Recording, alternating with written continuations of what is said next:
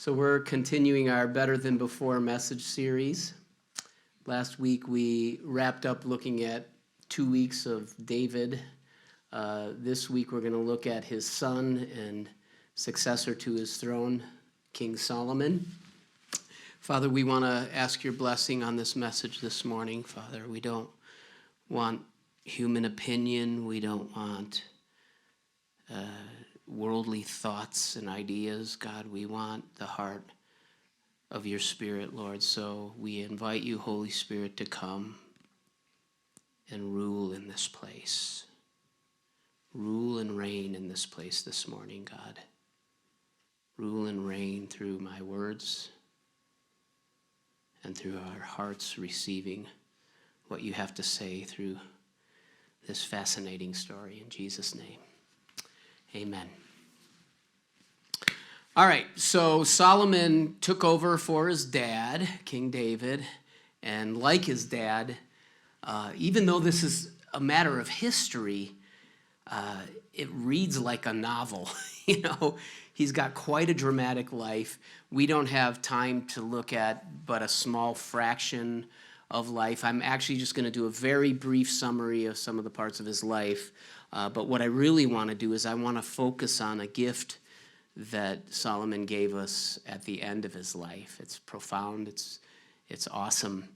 And we're calling this series Better Than Before, but really with Solomon, we could call it Worse Than Before because he made some really bad choices towards the end of his life. I was just talking to one of my friends sitting back there, and he said, I'm kind of mad at Solomon. He did stupid things at the end of his life, and I would agree with that. But there's some cool things that followed that we're going to look at today. From what we can tell, Solomon had a good upbringing. He had a good formation. His dad taught him well.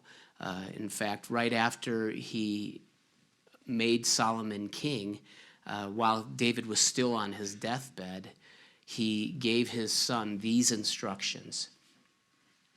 He said, I'm about to go the way of all the earth, meaning I'm about to die. He said, so be strong, act like a man, and observe what the Lord your God requires. Walk in obedience to him and keep his decrees and commands, his laws and regulations, as written in the law of Moses. I want to draw out one thing from what David is emphasizing here. He's emphasizing obedience. Obedience with Solomon. And he said, if you do that, you're going to be blessed, and your kingdom will be blessed, and our kingdom, our ongoing kingdom, will be blessed. And we know that Solomon took this to heart because he actually repeated his dad's words later in his life in one of his Proverbs. So this is Solomon recalling what his dad taught him in his youth. Then he taught me and said to me, take hold of my words with all your heart. Keep my commands, and you will live. Get wisdom, get understanding. Do not forget my words or turn away from them. Do not forsake wisdom, and she will protect you. Love her, and she will watch over you. The beginning of wisdom is this: get wisdom. Though it cost you all you have, get understanding. Cherish her, and she will exalt you. Embrace her, and she will honor you. She will give you a garland to grace your head and present you with a glorious crown. So that's what David taught Solomon. Basically, he taught him obedience, and he instilled in him a deep value for wisdom. He said, even if it costs you everything, get wisdom, and it will protect you and it will glorify you. So Solomon took that to heart. We know that because of that proverb, but we also know it because early in his reign, God appeared to Solomon in a dream, and he said to him, ask for whatever you want me to give you. How would you like God to say that to you? What would you ask for? Ask for whatever you want me to give you. Well, it's evident that his dad's words were with him because you know what he asked for? He asked for wisdom. He said, give me discernment and the ability to lead your people. well. So he asked for wisdom, and God was pretty happy about that. He was pretty happy about that. He said, because you didn't ask for selfish things like riches and a long life, not only am I going to give you wisdom, and more than anyone ever, but I'm also going to give you what you didn't ask for. I'm going to give you riches. I'm going to give you honor. And he said, if you obey me, I'll also give you long life. Now, if Solomon was known for anything, you guys know this, he was known for wisdom. To this day, his wisdom is legendary. Is this freaking out back there? Okay. So am I. Just kidding. His wisdom was legendary. He wrote 3,000 proverbs, 3,000 sayings of the wise. He wrote 1,005 songs, Randy. Not 1,004, not 1,006. 1,005 songs. That's more than you've written. No, maybe not. He wrote 3 of our Old Testament books. He wrote most of the book of Proverbs. He wrote Song of Solomon's.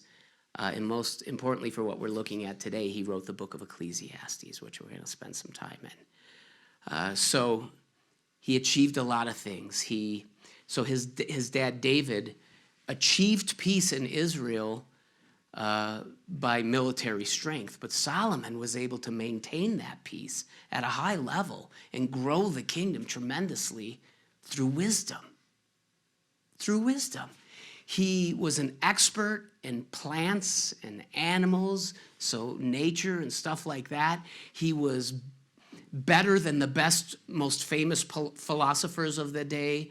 All the kings of the earth, it said, would send their wise men, their experts, to learn from him. That's how smart he was. They wanted to glean his wisdom. The Queen of Sheba traveled 1,000 miles to meet him, and she was blown away by him and by his wisdom and by all that he had built. And he built a lot. He built a lot. In fact, 480 years after the children of Israel came out of Egypt, Solomon began to build the first temple. It took him 7 years to complete it. He built other things like his own palace, which took 13 years. He built cities. He built a fleet of ships and other things. So this dude was busy and he was accomplished. Speaking of busy, he had 700 wives and 300 concubines. That's 1,000 women. That's 1,000. Some of you are going, yeah, baby. No, baby. No, baby, that's not good. Obviously, Solomon had an issue with excess, you know. And so some people go, well, is that God giving permission? You know, is that okay? Why would God allow that? But let me say this. Allowing something is not the same as approving of it. And God definitely did not approve of that. You know how I know that? Because it's in the commands that both his dad and God himself told him to obey. Moses specifically gave instructions about when Israel finally had a king, which didn't happen until almost 600 years later, but he gave instructions specifically about these kings. So this is one of the commands that Moses gave that any king ever for Israel was supposed to follow. He said he must not take many wives or his heart will be led astray. You think 1,000 wives qualifies as many? To me, 2 qualifies as many. But Solomon did what he was repeatedly told not to do. Because not only did he have many wives, he married women who worshipped false gods, something that he was strictly forbidden from doing, and he did it anyway. And the consequences of that are precisely what this passage and many other passages warned him would happen. It's what they predicted. His heart was led astray. In his older years, Solomon himself began to worship other gods. So he sinned by having all those wives, which led to the sin of worshiping false gods. That's how sin works, isn't it? It's progressive. It gets in your heart and it kind of multiplies. And that's what I mean about, we could say Solomon became worse than before. Thankfully, that's not the end of the story. And following God is progressive too. That's what discipleship is. Following God makes you better than before. If we follow the flesh, we're going to end up doing the stuff that Solomon did. If we walk in the Spirit, we end up doing what Jesus did. So that brings me to the part that I'm really excited about sharing today. I said that one of the Old Testament books that Solomon wrote was the book of Ecclesiastes, and we're going to spend the rest of our time there. He wrote this book at the end of his life, and here's how that book begins. The words of the teacher, son of David, king in Jerusalem, meaningless, meaningless, says the teacher, utterly meaningless. Everything is meaningless. Are you encouraged? So he calls himself the teacher here because that's the role that he's in. You know what I mean? He's not giving kingly edicts and telling people what to do. He's acting as a teacher, and he often did that. Like I said, people from all over the world would come to be taught by him. But, if you look at this at face value, maybe you're thinking, that's not a very good lesson. Everything is meaningless? Wow, profound. But you know what? That word meaningless appears over and over and over in this book. So it's an integral part of the lesson that Solomon's trying to give here. And because of that, I want to clarify something. This word in the Hebrew, meaningless in Hebrew, is a Greek word or a Hebrew word called hevel. Hevel. And the word meaningless doesn't quite capture what that means. A literal translation of hevel would be vapor or mist or smoke or fog or something like that. So it's kind of like a metaphor for life, as we'll see. He's using it as a metaphor for all the stuff of earth, and it's like a cloud. It looks substantial. It looks like a big pillow, but if you try to lay your head on it, you end up hitting the floor, right? So he's not just saying that it's meaningless. He's saying that it lacks substance. It lacks substance. So this word should kind of open up a whole new understanding of the whole book of Ecclesiastes. He starts out by saying everything is meaningless. Then he names a bunch of things that he lists them and goes into detail about things that are meaningless. He lists pleasure, folly, work, achievement, riches, and yes, even wisdom. Even wisdom, he's saying, is folly. But wisdom isn't exactly meaningless, is it? No. But it is a vapor if we understand what he's teaching here. And hopefully we will understand what it means. He's saying it's a vapor. He's saying everything is a vapor. Everything is a fog, a mist. It looks real, but you can't lay your head on it. So he also uses a phrase over and over. He says it's a chasing after the wind.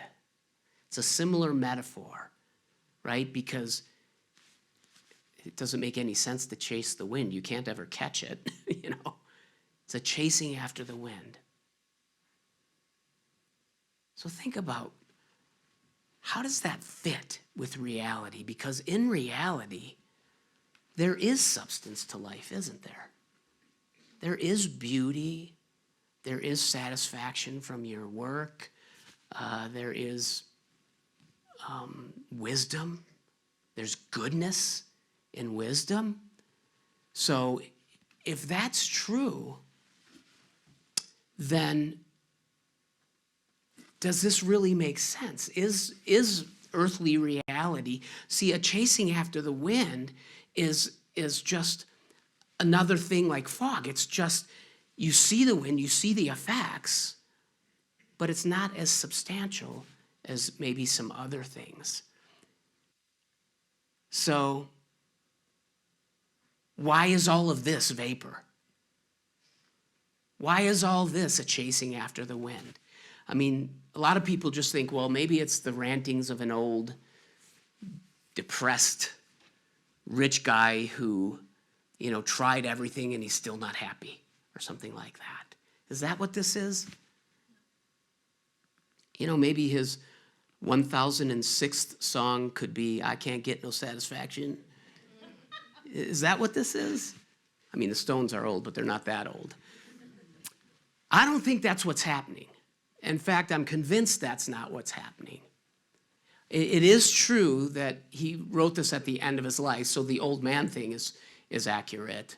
In fact, the whole book is written from the perspective of someone who's lived his life, and he's looking back on all of it and analyzing it. And he's going, what's important? What's not important? And he's doing that with incredible wisdom. So many people find Ecclesiastes depressing because of the meaningless thing, you know. But you know what? For some reason, I've always found it strangely comforting whenever I go through a difficult season in my life. I'm comforted by it. And I'm actually beginning to understand why I resonate with these words and these ideas. Because just when I think that everything is going well and life is really starting to make sense, and, you know, I convince myself that, all right, finally, things are going to get stable, you know, things are going to get good. But then when I try to lay my head on it, I end up hitting the floor. Why? Well, something happens that shatters the illusion of stability. Maybe one of my kids is in serious trouble or jeopardy. Someone I love gets sick. I lose my job. Somebody dies. Something like that. And then I go, wow, it's all hevel. Now I probably sound like a depressed old guy. But bear with me for a second, because the good part comes when we understand what Solomon is trying to teach. If there is a main point, I would say it's this. Solomon is taking aim at all the ways we try to find purpose and meaning outside of God. He's taking aim at all the ways we try to find meaning and purpose outside of God. In that sense, all our pleasures, all our hard work, all our human wisdom is a chasing after the wind. Human achievement outside of God is vapor. It's a mist. That's the message. Another phrase that he uses over and over, 27 times, he uses the phrase under the sun. All the activity of man under the sun, under the sun, under the sun. Well, you know what that is? Basically, he's referring to human effort and activity. He's referring to what I'm talking about. So all these things that he's listing as meaningless, all these things that happen under the sun, it's earthly effort and activity. So he's showing us from his own substantial personal experience that people tend to spend most of their effort and energy on things that have no lasting, no eternal value or significance. Come on. In that sense, they're meaningless. They're a vapor. They're chasing after the wind.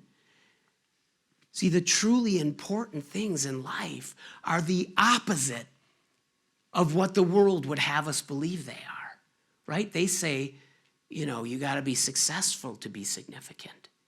You got to amass stuff, that's what gives significance. It's the material. What kind of car you have, what kind of house you live in, what kind of achievement you have in jobs and so on, stuff like that.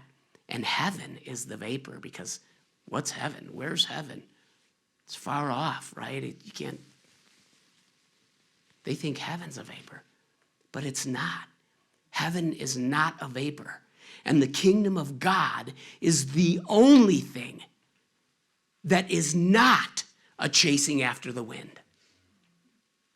The kingdom of God is the only thing that's not a chasing after the wind. At the height of the pandemic, when and in the midst of all the horrible political stuff that was going on, the riots, my hometown got burned down, the election and the disgusting displays of hate around all of that stuff. In the heart of that, God spoke some. I was so disturbed and, still had peace in him, but God spoke something that absolutely changed my life. You know what he said to me? He said, stop looking, because it's all an illusion. I kind of pushed back and went, it doesn't feel like an illusion. And of course, in some ways, it's not. But I realized as I was preparing for this message is that's exactly what Solomon is saying. He's saying it's all vapor. It's all a chasing after the wind.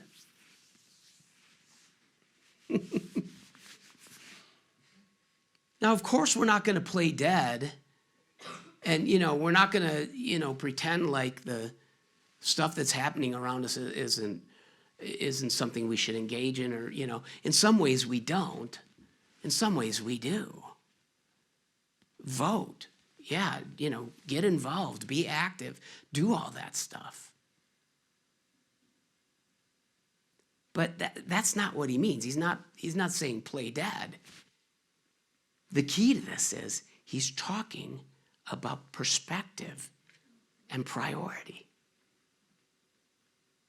Perspective and priority. In other words, what's more real to you? What's more real to you? Where do you find significance? Where do you find value and meaning? Is it in the temporary stuff of this life? Or is it in the eternal kingdom of God? Your perspective about that is the most important thing about you. How do you view it? What's your perspective?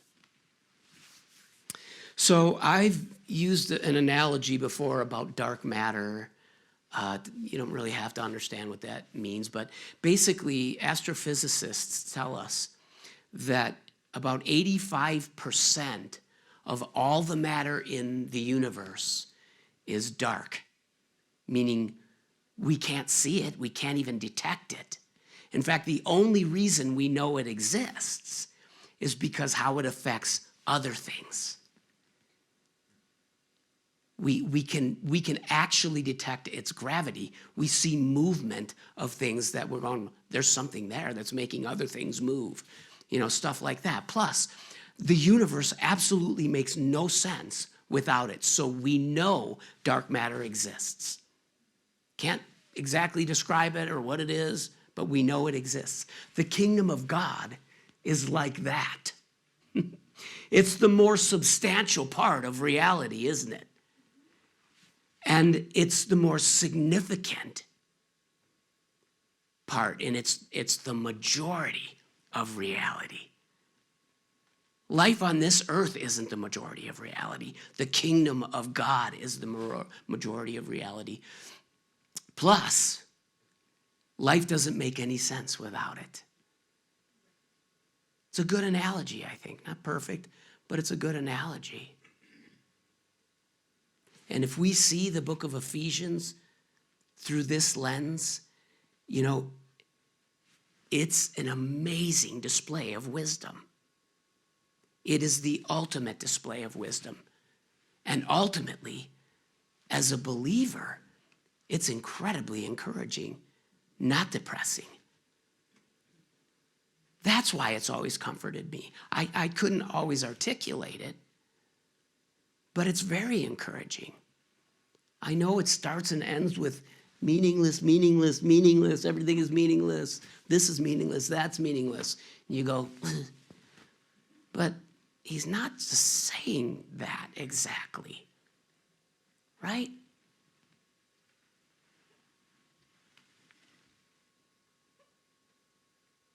And the truth is, it is meaningless. It is a vapor. And it's better to know that and to call it that than to not know it, right? It helps make sense of this world and all of the suffering that we witness and experience. Think about the vapor that we give ourselves to in life. Think about it for a second. I could go in many directions with this, but let's just look at our vocation. We go to college, we stress ourselves out immensely, we go into very deep debt just to get a job that stresses us out. Hopefully it at least pays the debt. And if you're fortunate enough to have a job that gives you enough money to travel or do whatever it is that brings you pleasure, and if you have enough time to enjoy those things when you have a job like that, then that's awesome. Good for you. But what happens to that wealth when you're gone? Good chance it's going to go to someone who doesn't share your values and won't use it how you want it to. It's all hevel.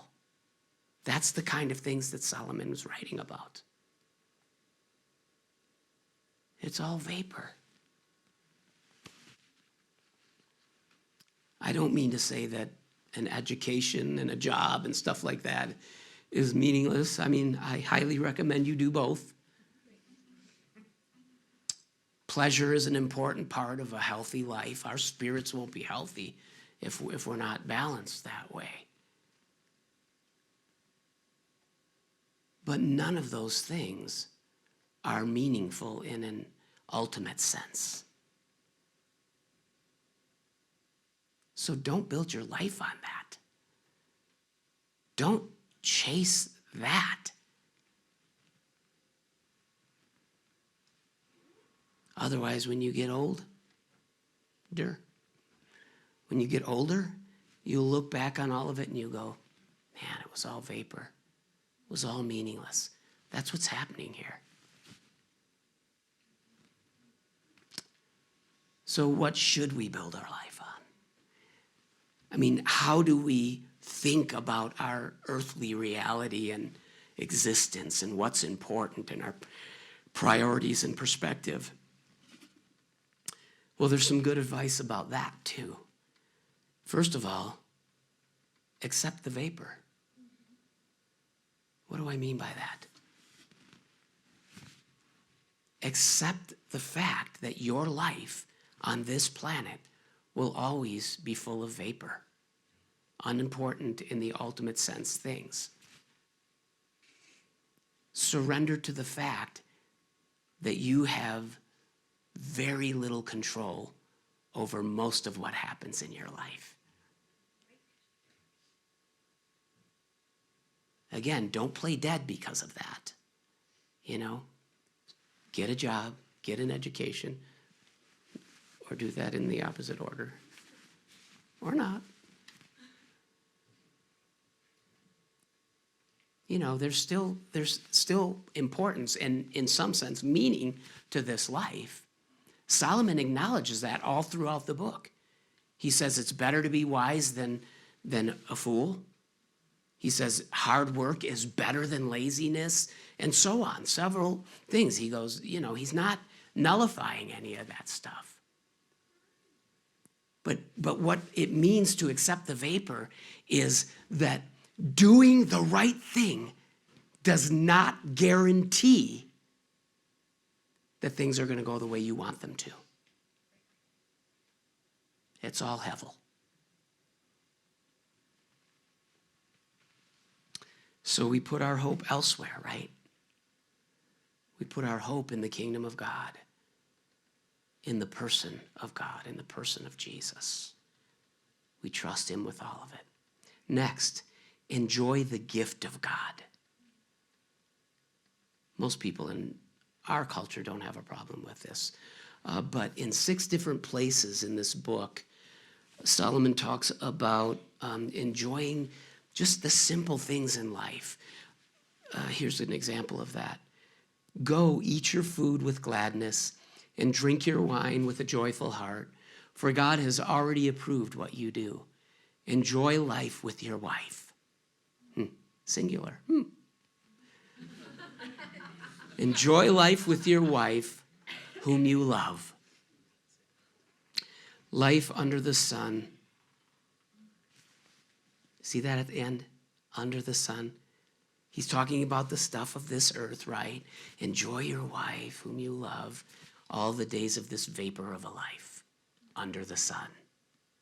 Of course, I replaced the word meaningless with the word vapor here because it fits the point better, right? In reality, life under the sun isn't exactly meaningless, but it is a vapor in the sense it's not as substantial as the kingdom of God. Don't try to lay your head on it. So in this vapor of a life, enjoy the gift of God.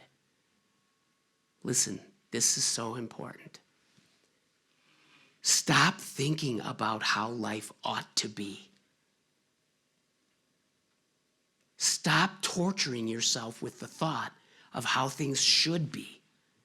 And just enjoy your family, your friends, your church, a good meal, good drinks, all the beauty that's all around us. Enjoy it.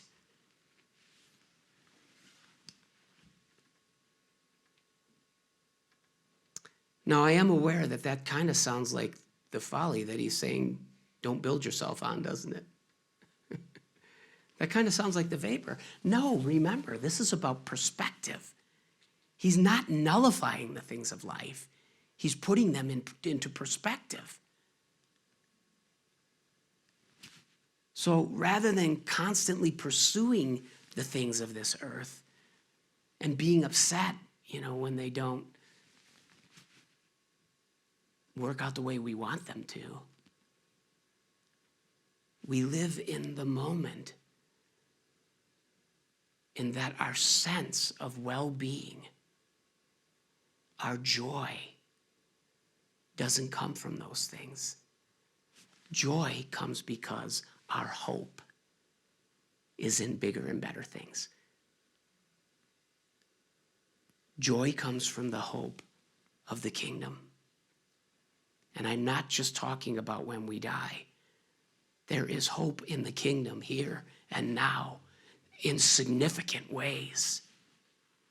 We are living it in many areas. It doesn't all suck.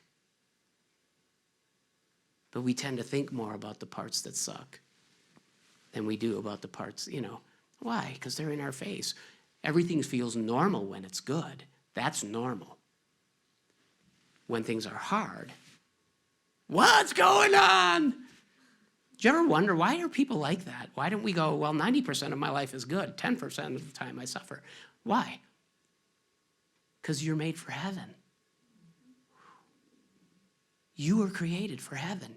You were created for a perfect place. That's why this doesn't feel right. So suffering is evidence for heaven, not against it. Okay, I gotta stop going off on rabbit trails.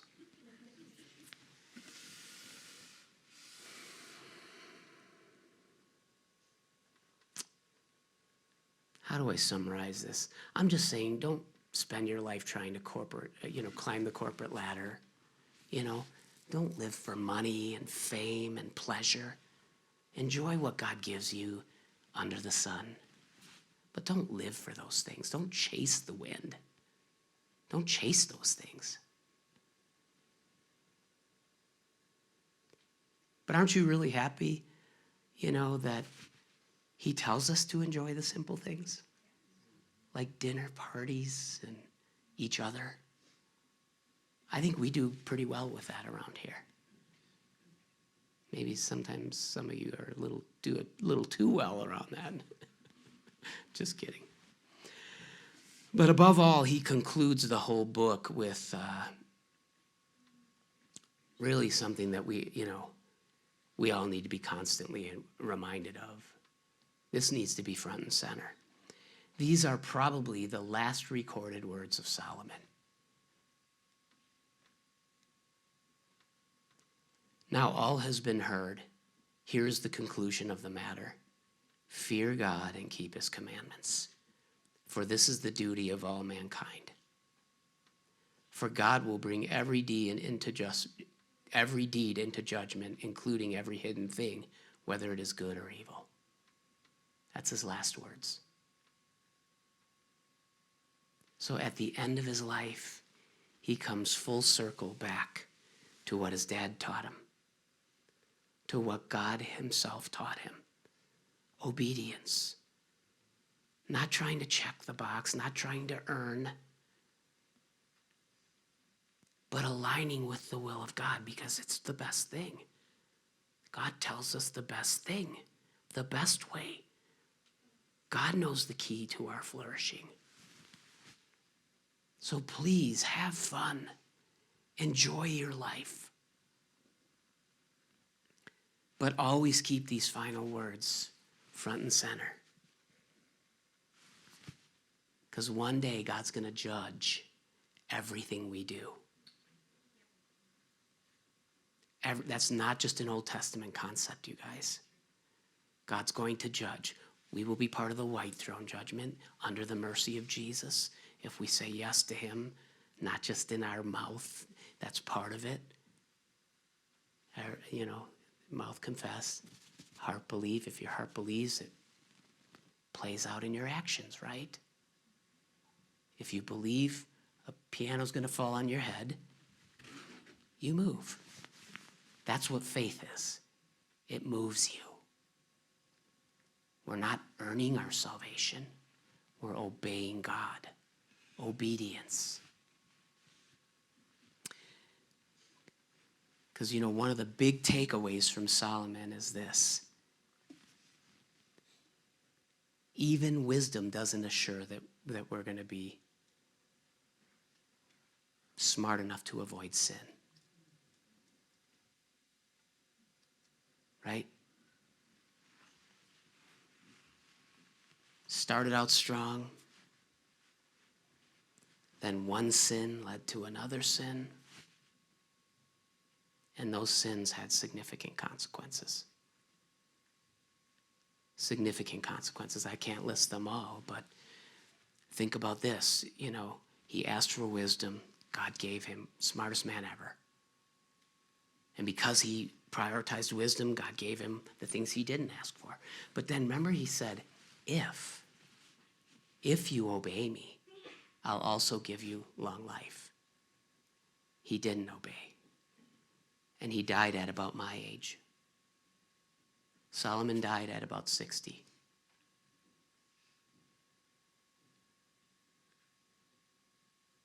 But thankfully, he appears to have figured it out at the end. God got back a hold of him. Started out strong, then became worse than before.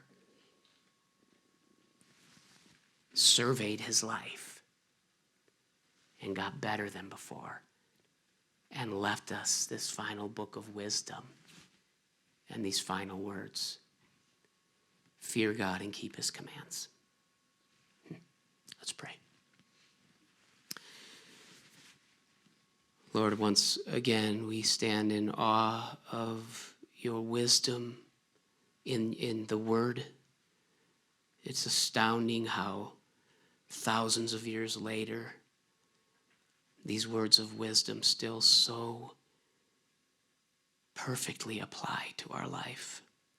And that's what it's about, God. We're not trying to gain theological knowledge. We want to know you. We want to know you, God. So thank you for the love letter of the Bible to us. It's a tremendous gift, God. We love your word. We love your spirit. We love you, God. And because we love you, we want to obey, God. So help us obey. Help us believe. Help us to think clearly, God. Help us to not take that first slippery slope step into sin. I know we all do. But wherever we are, we can repent. We can change our mind about that. We can turn from that. And I would encourage you right now, just look at the areas of your life where you are not obedient, where you're kind of doing things your way,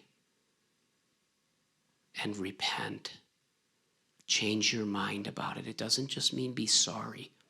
Go, I got to think differently about this. I got to stop making excuses why it's okay. And if you're trapped in that sin, do whatever it takes to get out. Something in you believes it's good, or you wouldn't keep doing it. So it's pleasurable. Well, there's goodness in that. But you're conflicted because you know you're not supposed to. So you do one of two things.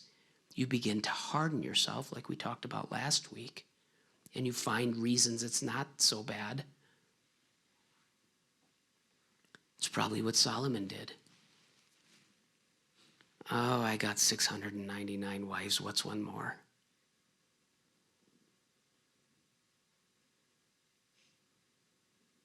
I'm asking you to repent. The Holy Spirit is asking you to repent. Stop it.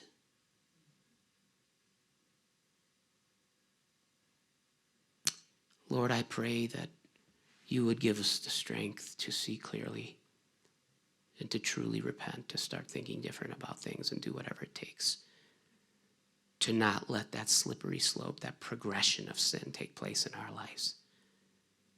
The wages of sin is death. Death brings destruction. Our sin brings destruction. Sin makes us stupid. We don't want to be stupid. We don't want destruction. We want goodness. Yes, we understand even doing the right thing doesn't always make everything perfect. But that's not why we're doing it. We're doing it because you said so. So help us in that. In Jesus' name, amen.